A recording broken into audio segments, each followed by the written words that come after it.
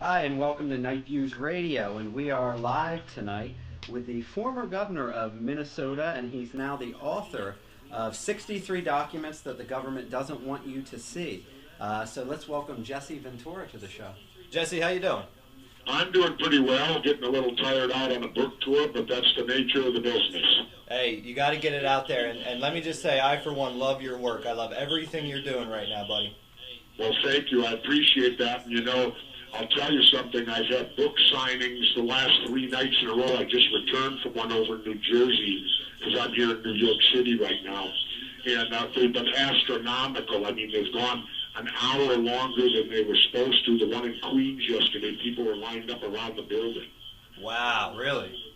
And I think we're already 4 on Amazon right now, and the book was just released a couple days ago. That's amazing. And the most satisfaction that I get out of that is knowing that your message isn't going unnoticed, because people really need to wake up and smell the coffee, so to speak. Yes, definitely. And Jesse, before we get real serious and into the book, I've been watching all your television interviews because I knew you were coming by the show. So we can't see you. Are you wearing your tasseled coat today? I'm sorry you broke up on that. I completely lost what you said. I said, could you assure our listeners and audience, even though they can't see you today, that you're wearing your tasseled coat that you wear in all your interviews? Oh, yeah, I call that my Jimi Hendrix coat. You got to stay in the spirit, right? Oh, yeah, absolutely. I'm a big admirer. I think Jimi Hendrix should be put up with Bach, Beethoven, and Mozart as one of the greatest all-time musicians that has ever existed on this planet. Absolutely. And he seemed like a great dude all around to me, just from what I, my image. Well, what was unique about Jimmy is that he couldn't read a note of music, and he was right-handed but played the guitar left-handed. Mm-hmm. He could play it either way. You could give him the reverse string guitar, anything. Almost like he was born for it. I always remember the quote when he was with, I think, the Isley brothers early in his career. One of them said, "We don't think Jimmy's of this planet." Really? I mean, it is amazing, to basically just be able to pick up something like that and play it any which way is obviously, it's almost supernatural. Well, if you read about him, it's because of the poverty he was born into, and it was his escape. When he was a child, he had this beat-up guitar, and he would just lock himself in his room for 12 hours because that way he could escape the reality of the poverty he lived under. Wow. I can understand that. And Jesse, before we get to your book, I just had to tell you, just because Travis and I grew up together, and we're in our late 20s, so when we were kids, we used to love you. You were the commentator during all the WrestleManias when we were a kid, and we just enjoyed the hell out of your commentary with Gorilla Monsoon when we were kids. Well, thank you. It was a lot of fun at that point in my life. I had wrestled for 10, 12 years before that, so turning into the announcer actually wasn't a bad idea because it allowed me to get out of the ring, save my body so that I'm not overly beat up today. You certainly tell your wounds from it, but it worked out well, and in the end I was making more money talking about it than doing it. Oh, really? Very nice. Well, just to throw that out there, we admired you even then, and we still do. But your new book, 63 Documents the Government Doesn't Want You to See, it came out this Monday, April 4th, and by the title of the book, it sounds as if you're basically releasing concrete proof that the government basically deceives us whenever they feel like it. Now, is that the gist of what we can expect from this project? Well, first of all, none of the documents, they're all out in the public domain. Okay. So I didn't break any rules or break any laws of revealing something that's classified. Mm-hmm. They're all out there. But the problem is we have a mainstream media today that is completely falling down on the job they're supposed to be doing. Right. When our country was formed, we had, of course, 3 branches of government. The 4th branch, or the unwritten branch, was supposed to be the media. And they were supposed to watchdog the other 3. They're failing miserably. I mean, look what you get for the news today. Lead story of the troubles Charlie Sheen's in. Exactly. Come on. Exactly. Yes, Charlie's having problems, but we educate us. And then look at a year and a half, 2 years ago. For 40 to 45 days, every day on the news was the death of Anna Nicole Smith. Oh, Yeah, absolutely. yes. I mean, that's what we're concentrating on. Well, I mean, that's the dumbing down of America, and it's being done on purpose by these people. And these documents are out there, and let me tell you, they do not paint a pretty picture of the United States, and it hurts me to say that. Because, you know, I've served my country in the military. In fact, everyone in my family, my mother and father were both World War II veterans, and not too many people can say their mom was a World War II veteran. And my brother and I are both Vietnam veterans, so I think I've earned the right to criticize my country, if so be it. absolutely. You know, my ex-girlfriend's father said it best. He said, "I love my country, but I hate my government." And Oh, that's on my T-shirts now. He's stealing my quote. no, I swear to God, he told me this. You know, he may have stolen it. I don't know. Maybe he got it from you, Jesse. But no, by the way, I've got a new website, which is up last Friday. I've never had one before. It's weain'tgottimetobleed.com. Yes, That's Travis right. and I were on there today. I checked it out. Great stuff. I even there was another actually there was another website out there that had a petition for you to run for president, and I actually signed the petition because I'm voting Jesse Ventura, and I'll tell Ron you, Paul's great. I would definitely vote for Ron. We liked him, me and Patty, my wife. We liked him years ago. And now you said you would consider running with Ron Paul for. Yeah, I said if Ron Paul would quit the Republican Party, because see, I would have nothing to do with these two political parties. They're the problem, not the solution. Yes. Absolutely. And so if Ron Paul would leave the Republicans, you know, I don't care how many votes Ron Paul gets in the Republican Party, they are never, I don't believe, going to put him up to the top job. Really. Oh, I don't see where, no way. And so if he would leave, I just stated that I would give it very serious consideration of running with him.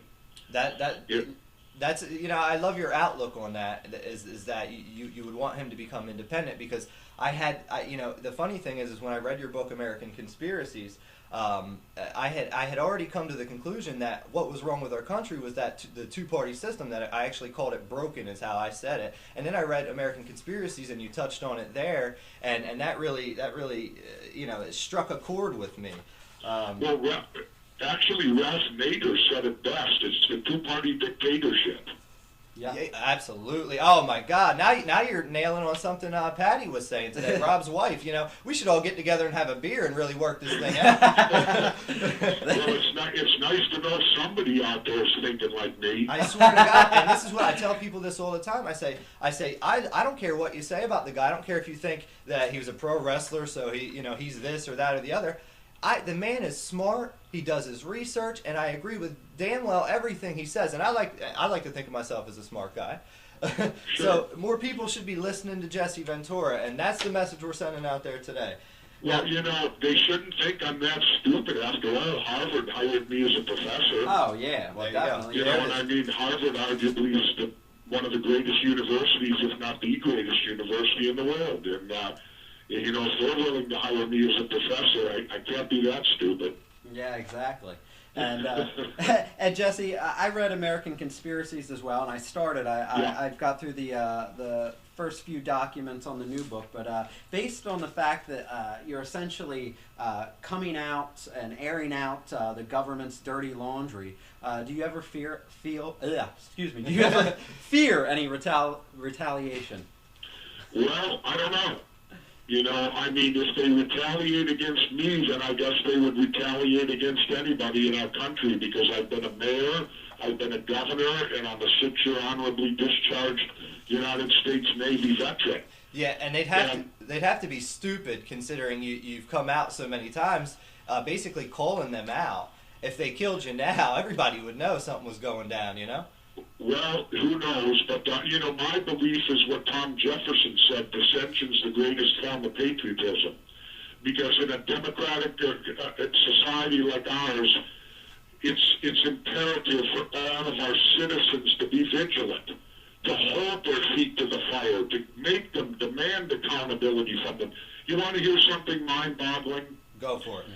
Last year, the U.S. government classified top secret 16 million documents. What? Wow. In 1 year? Yes. 16 million documents you can't read. Holy And I say this, excuse me, but I pay taxes. I have every right to know what my money is being used for in the public domain, because it's my money, and as I said, I have the right to know what they're spending it on. Absolutely. Isn't the government supposed to serve the people? Well, unfortunately, they believe that it's the opposite, that the people are there to serve them. Unreal. And speaking of that, you were very outspoken about the recent WikiLeaks, and I want to know some more of your thoughts about that. I know you talk about it on the book, but well, WikiLeaks to me, they're heroes in my opinion. I agree. Because and I had to laugh. I mean, you know, here's all these government people down the line, Huckabee, Palin, Hillary Clinton, all these people demanding that they charge Julian Assange with treason. Ridiculous. Well, I only went to high school, but even I know you have to be a citizen of the country to be charged with treason. That's common sense. These knuckleheads. That is hilarious.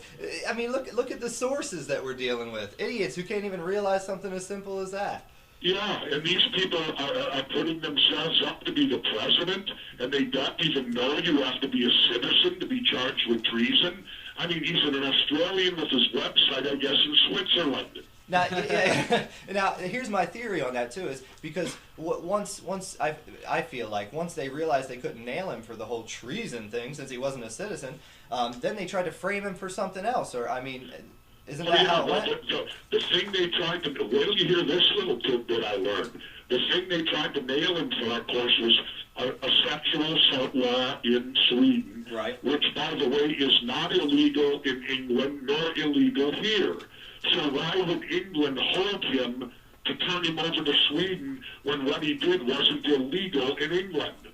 Oh, Jesus. And now, and then I learned this. Sweden now has this right-wing guy apparently got elected, whatever the kind of government they got there as head of the government. Oh, no. And guess who he's in bed with? Karl Rove. Oh, no. Oh, yeah, Karl Rove helped to elect him. Oh, and so, no. do you think that Rove now wants him as a jail because he's got stuff on him, Bush and Cheney and all them? Oh, this is ridiculous. This thing really runs deep.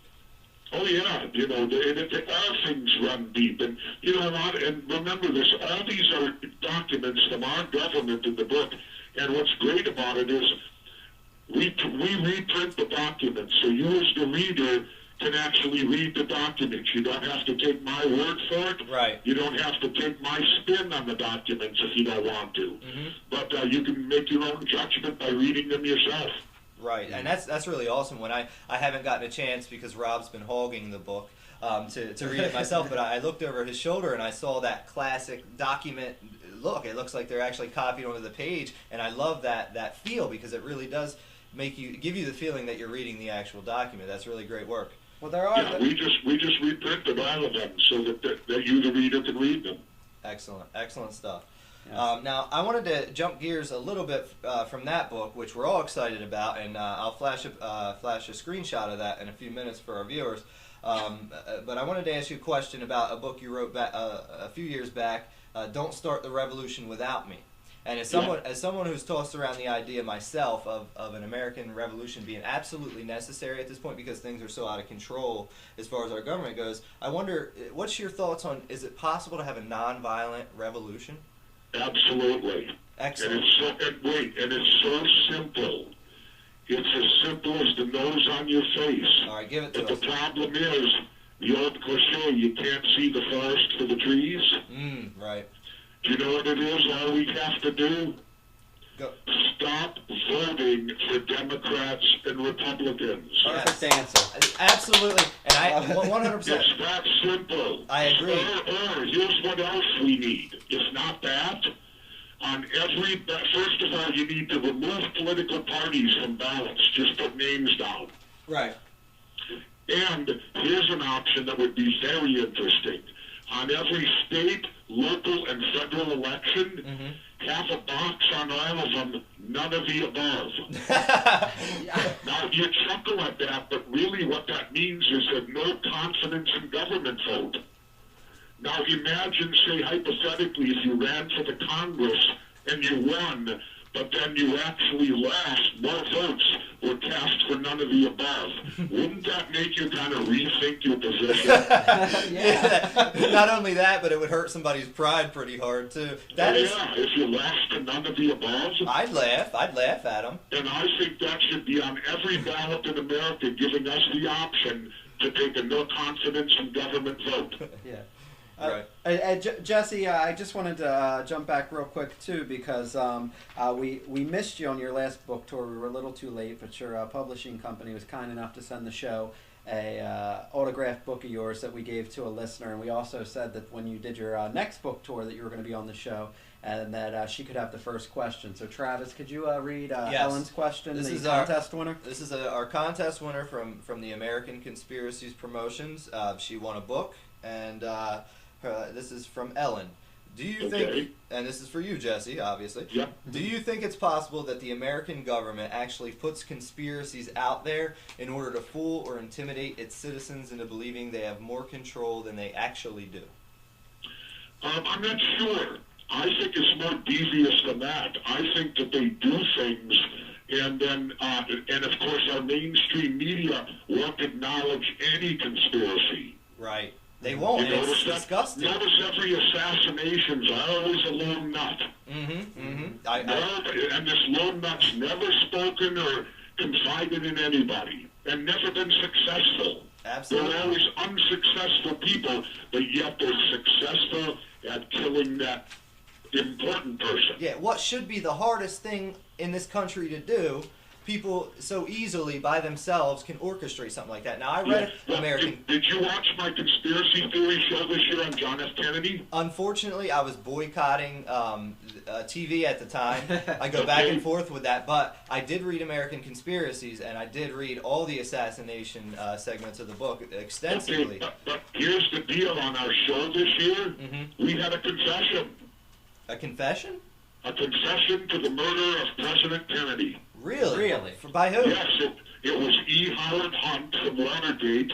He confessed to his son, St. John Hunt, on his deathbed. Wow. And the confession wasn't of remorse, it was of pride. Are you kidding me? Oh, God, that's what's scary about it. That's how deep It's it like runs. pride. He's bragging. That's how deep it runs. And he names the people. He said the CIA did it. It was called the big event, which, of course, you know, if you're going to kill the president, it's not going to be the little event. And No. he named the people. If you study Kennedy, he named William Harvey, which at that time he was this kind of rogue, wild element, the head of the CIA's assassination unit. Right. And he named this David Sanchez Morales. And Morales is known for something else. You know what else he did? What'd he do? 4 years later, he was in Bolivia when they captured Che Guevara, put him up against a wall and executed him. Wow, he was there for that. And Morales then took Guevara's Rolex watch, and he used to wear it like a trophy. Oh my God! This is what people in our government have done in the past. This is we hear it from Jesse Ventura's mouth. He's got a confession about what went down. A lot of your theories, obviously, were beaten around the bush of being spot on from what I remember in the book. Well, look at this. We have a confession, and the mainstream media doesn't even print a word. Unbelievable. Of course not. Confesses to Kennedy, and there isn't one blurb in the mainstream media. Well, of course, they're not going to print it. You think they're going to come out now and admit they bamboozled us for 50 years? I doubt it. X? No, that's all this country does, including the media, is they cover up all the mistakes they've made and they hide them from us. And exactly. Some of us are too smart to hide it from. Namely, Jesse Ventura. But while we're on Kennedy, I don't know about that, but you know, I'm kind of focused on it right now, and I'm able to do that because, you know, I live in Mexico now for half the year, and when I'm down there, I live an hour from pavement and an hour from electricity. yeah. Oh, jeez. I didn't even know when I was down there that Japan had an earthquake 5 days after it happened, Wow. and I didn't know we were at war in Libya 5 days after it happened. Wow. Oh, yeah, we still aren't, quote-unquote, at war with Libya, by the way. Well, let me tell you guys something. If rockets and bullets are being fired, you're at war. Oh, believe me, I know, brother. I was poking fun at that whole concept. It's ridiculous. Yeah. They can call it any name they want to, but it's war. Absolutely. And you know what else has me outraged right now? The fact that they're not going to try these guys at Gitmo in open court. Oh, yes, I saw that issue, too. That's ridiculous. You're going to get kangaroo court, and how it's against the Constitution what they're doing. Yeah, I know. They're not giving them the proper due process. Not that. No. They have to be tried. I was on with Judge Napolitano today. He knows. And the judge said that they have to be tried either in Pennsylvania, New York, or Virginia. Where the crimes happen. The Constitution says that. Right. Wow. Right, and Well, Obama was pushing for that, wasn't he? He was pushing. But not anymore. They're going to try them in Gitmo, and it's going to be a military tribunal. Now, how can they have a military tribunal when these guys are not members of any military? That doesn't make any sense. You're absolutely right, Jesse. This is the equivalent of, say, hypothetically arresting 5 Hells Angels or whatever and trying them with the military. They're not a military.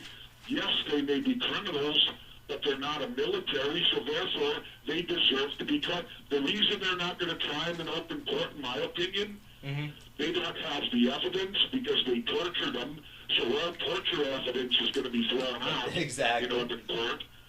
So they don't have the evidence to convict them. That's what I believe. Now all you're going to get are what they want you to know about the trial. In the end, they're all going to be found guilty. They're all going to be put to death. And then the government's going to say, okay, shut up with any of those conspiracies because we actually tried them and convicted them. And I got news for you guys. I've been waterboarded. I know what it is. You've been And waterboarded, really? Yeah, it's through school. Survival, escape, resistance, and evasion before I could go overseas in the combat zone of Vietnam that was required for Wow. my SEAL training. And it is torture, and I'll say this to you. If they waterboarded you 100 times, you would confess to 9/11. Hell yeah, I confess to anything. Anything, yeah. And then I posed the question, okay, you remember Oklahoma City? Yes. When McVeigh and Nichols, how come we didn't waterboard them?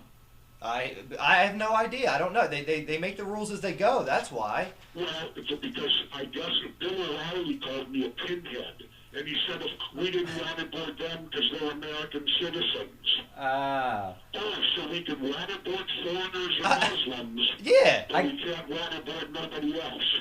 I guess O'Reilly was the patriot that week, huh? Oh, I Jesus. suppose. Another one of these chicken hawk patriots that never served. Yeah. Now, Jesse, speaking of all the things that go on with the government, it seems like the government does do whatever they want. And considering the fact that you're now going up against one of the most powerful government departments in the world, how good do you think your chances of winning a lawsuit against the TSA is? Well, if I lose, then we know that the Bill of Rights and the Constitution are now meaningless documents. All right. Good deal. Because I'm suing under the Fourth Amendment, which says reasonable search and seizure. Well, I'm suing, see, I have metal in my body. So when I go through the metal detector, I could go through naked, and it's going to go off. Right. So I'm going to get sent either to the microwave or to this new search. They used to just wand you. Now they sexually assault you. Oh. I've had it done once. That's when I brought the lawsuit. And Now, my suit is saying this. I've been a mayor, I've been a governor, and in winning both of those titles, they've put honorable in front of my name. Why do you have to search an honorable person? I have no idea. It's not like you're on some watch list. Wait a minute. Second of all, I'm also an honorably discharged United States Navy veteran, and the point is it's arbitrary because the Speaker of the House is not subjected to it. Oh. And I'm stating, how is John Boehner any more patriotic than me? To my best knowledge, he never served in the military. Not only did you serve in the military, but you served for the government. I mean, yeah, as a mayor and a governor. I just don't understand, why So they would. that's what I'm suing over, and I don't want any money. All I want them to do is stop, Right. cease and desist. Don't violate my Fourth Amendment rights anymore. Mm-hmm. So there's not any kind of money involved in the suit at all? No. Wow. I don't want to recover any money. I want them to stop. See, when I go to an airport, I'm guilty until I prove I'm innocent. Right, absolutely. Yeah. I want them to stop. All right, They and have the Fourth Amendment, I believe, protects me. It's not reasonable to believe I'm a threat. it's not at all. It's And not at that's all. the key word, reasonable. Yeah. A reasonable person will know Jesse Ventura is not so. And then it begs the bigger question, guys. You know what that is? What is it? Why is the government in charge of providing security for private sector businesses, the airlines? Absolutely. I never even thought of that, but God damn, you are opening my eyes even more. If they provided their own security, I live in Minnesota, and 90% of my flights are Delta. Mm-hmm. Well, if they provided their own security, I could have a relationship with Delta Airlines to where when I come out, show my passport, they know I'm no threat. I shouldn't be checked for anything. Put me on the plane. Yeah, it is. It's a private business. Exactly. I mean, you can When make. you fly, well, right now, because of my lawsuit, I cannot fly on public aircraft because then my lawsuit would be meaningless, right? So I'm flying in a private jet right now. Oh wow. And when you fly in a private jet, you don't have. There's no security whatsoever. Yeah. Yeah. Well, so then you don't have to get accosted. See, it don't apply to rich people. It's unbelievable. What? No, rich people don't have to go through it. People like Schwarzenegger and that have private jets, they don't have to put up with any of this nonsense. So if you're rich, everything's different for you. Yeah. If you're poor or average, you get subjected to all the rest of the crap. Yeah, I guess whether you're carrying a bomb or not, it doesn't matter if you're able to afford a private jet. Well, and the thing is this. Do they really think that the terrorists, if indeed they did it like they told us, would be stupid enough to try the same thing again? Oh, absolutely not. It's. Of course not. They're going to do something different. In the SEALs, we were always trained. If you're going after a target, you never extract the same way you went in. Hmm. You always take a different route out because somebody could set up an ambush on you. Absolutely. If they get wind you went in this way, they can set up an ambush on your extraction then. So you always go a different way when you get out if you can help it. Absolutely. Now, with this situation, do you think that it's possible because obviously the government is handling security at airports? Do you think they singled you out on purpose because of the work that you're doing, the exposure? No. It's because I have metal in my body. So it was strictly Just okay. because strictly the that alarm physical, was going off. Yeah. You have a titanium hip, If, right? if I didn't have the metal in my body, I could get rid of everything, put it on the belt, and pass through the metal detector, and it would be negative. Okay, all right, I got But it. because I have metal in my body, I can't, it's in my body. Right, you can't And help get that. this, I was initially going to sue them under the American Disabilities Act. That would have been Because I'm something. technically disabled, and the American Disabilities Act says they have to accommodate your disability. They're exploiting mine. Yeah. Absolutely. Because of it, they're making me do these other things, these other searches. Well, wait till you hear this. Go for A it. week later, my attorney calls me back. He said, we can't sue under the American Disabilities Act. You know why? Why? It don't apply to the government. Oh, you gotta be kidding me! No, that's what I said. Oh. You're kidding me. How do they pass a law that applies to all of us in the private sector, but it does not apply to them? That is so hypocritical.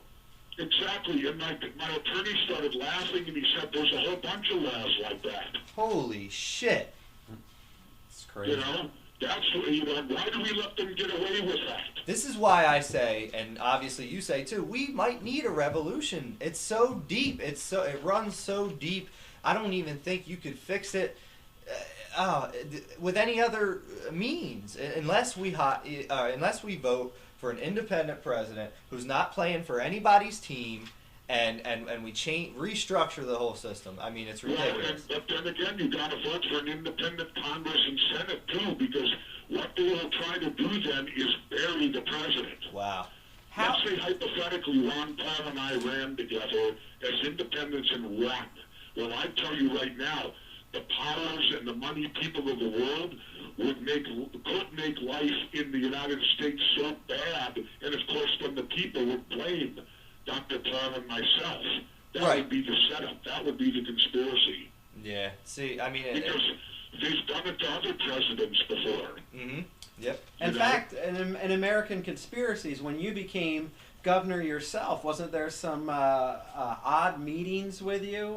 Yes. Well, actually, that was in Don't Start the Revolution Without Me. Oh, okay.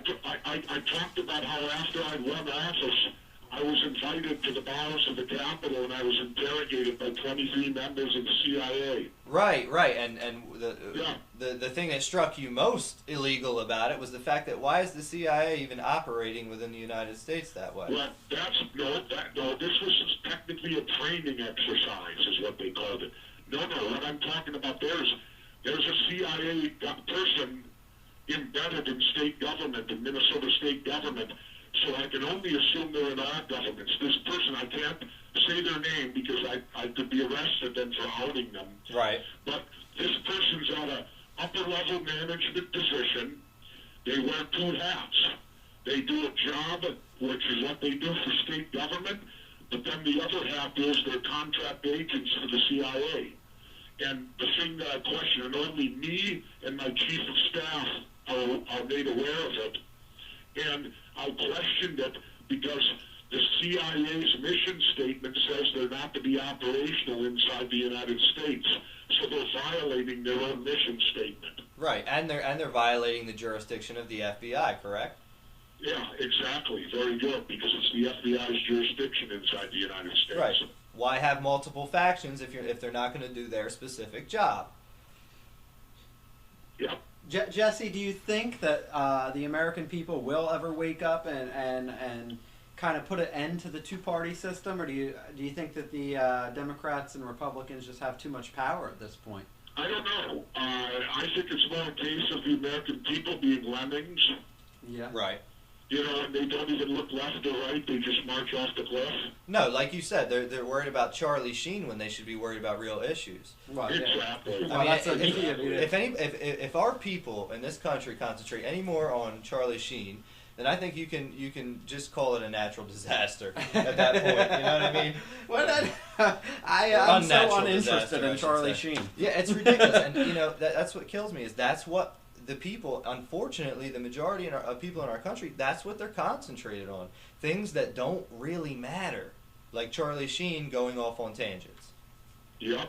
And now, switching gears again, I wanted to talk to you about. I know you're in the are you in the process of obtaining your citizenship in Mexico, or have you obtained it already? Well, all we've done right now is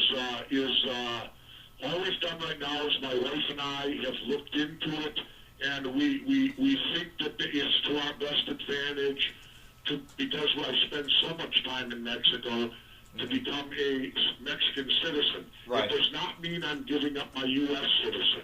Right, you're going to hold a dual citizenship. Yeah, I would just have a dual citizenship, and the only reason I said I would do it is because there's certain benefits to being a citizen in Mexico, and now that I own a home down there, and I spend at least 4 months of the year down there, Yeah. that, you know, it would be to my benefit to do it, so I'm going to look into seeing if we can do that. So it seems practical then for you to go ahead and set up that's all something. it is. It doesn't mean I'm turning my back Right. on my country. Oh, no. The reason I live in Mexico, guys, is because have you ever been through a Minnesota winter?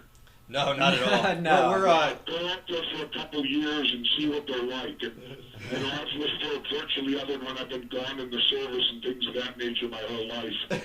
That's the funny thing. And I was gonna. after a while, you just can't take it anymore. Yeah. I was gonna ask you actually. Now you answered the question for me. I was gonna ask you, hey, why not Canada? Why Mexico? And now I realize you couldn't handle the cold in Canada. Who wants to go north? Are you kidding me? Well, you know what it is? Besides, I've taken up surfing, and there ain't much surfing in Canada. I highly doubt that. Yeah, you like the Mexico lifestyle now, it seems.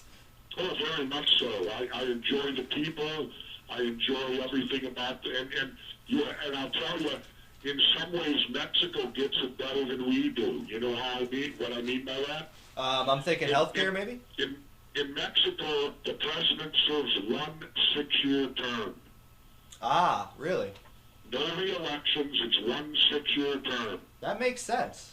And they also, wait till you hear property taxes.